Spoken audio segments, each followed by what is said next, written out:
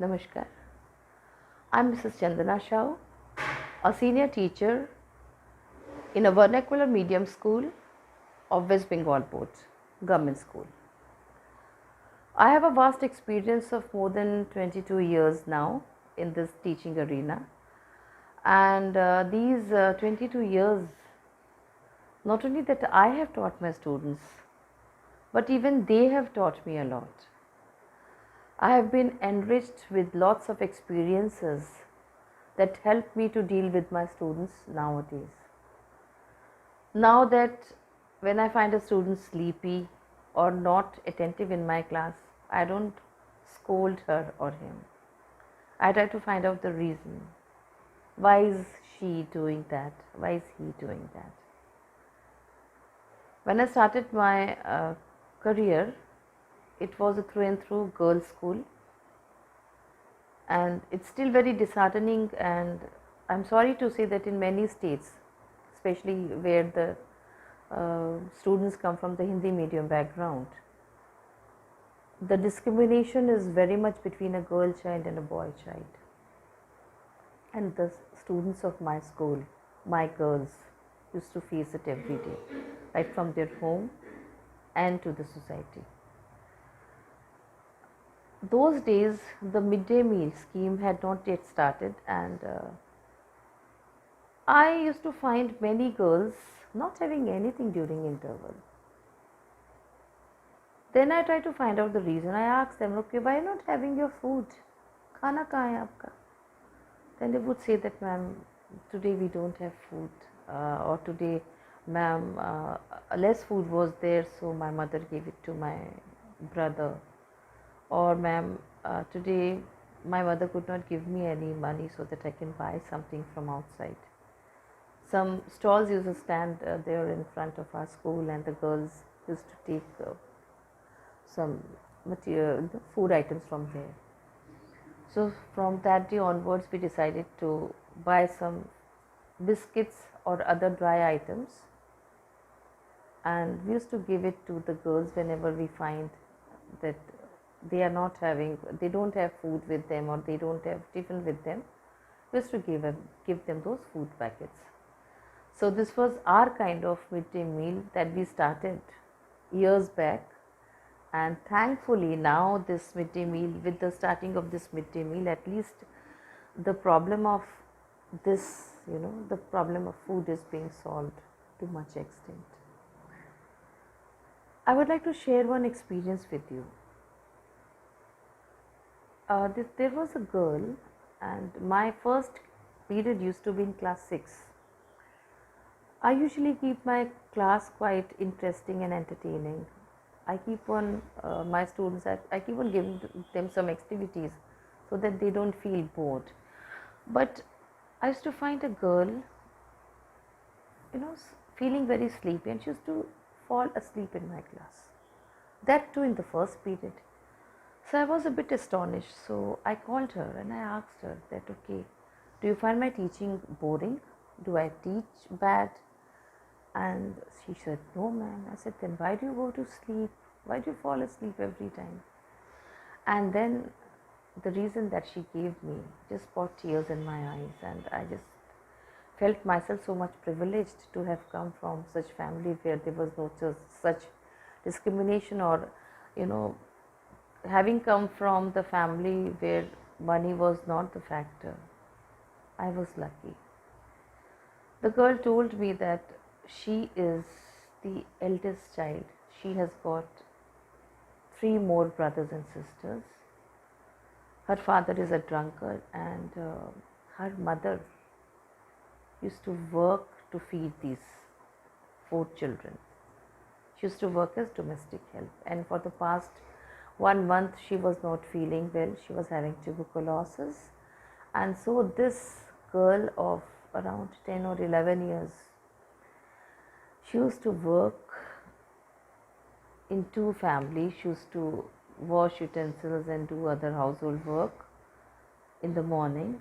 Then she would rush back to her home. She would cook something for her siblings and for her mother, and then she would come to school to study.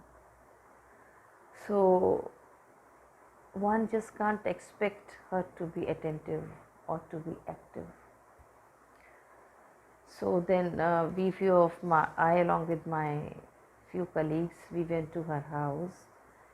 We took the care of looking after her mother. We arranged for a common doctor, and we told her mother, okay, now you're not going to send your girl to work anywhere. We will look after the expenses now onwards, and let her study.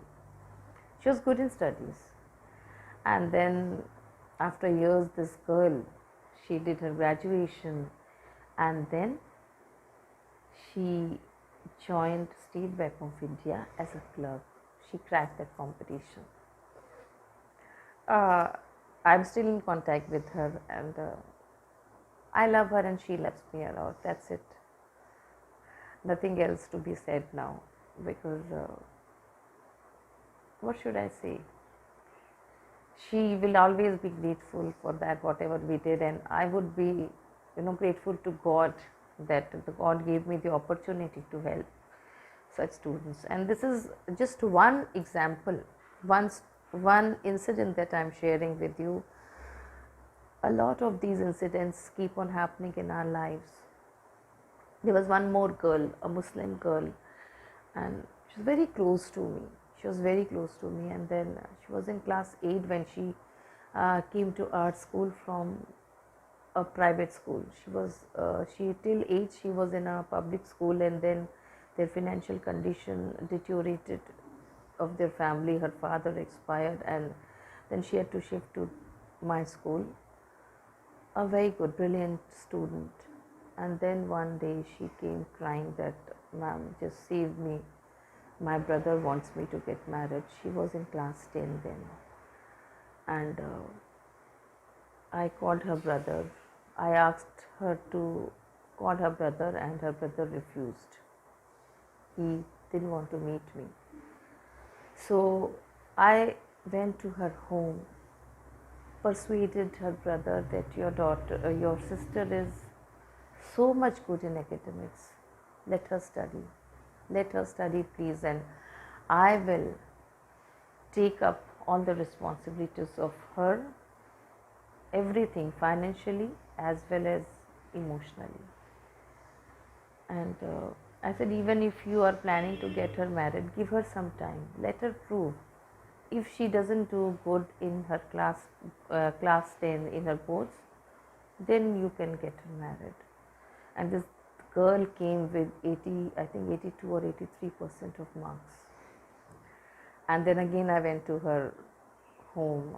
I talked to her mother, I talked to her brother. Her brother was a mechanic somewhere. And I said, okay, let her study. Let her do her class 11 and 12. Then we will decide whether to get her married or not. Just give her 2 more years. And this girl again, and those days it's again, I'm giving you an example of, I think, 10 years back, and this girl, those days, she scored 89% in class 12. And then she did, again I went to her house. Again I convinced her brother, okay, her whole college responsibility is mine, let her study, please. And then she did her English honors. So, and then she joined a college as a part-time lecturer. Now she's married.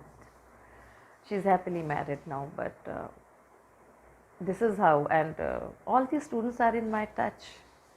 They are in touch with me through Facebook, through my WhatsApp and other accounts, and when they remind me of the incidents, ma'am, do you remember? This is what you did and this is how it happened. I feel so proud of these students, and I'm so overwhelmed right now to talk to you regarding all this. And right now also I kind of run an NGO where we help such students who are good in studies, very good in studies, but don't have a sound financial background, and we help them out. A lot needs to be done, and this is very less that I could do. And in our society where there is a discrimination between the girl child and the boy child. We need to do a lot. So, we only can bring a change. Let's do it and let's bring a change. Namaste.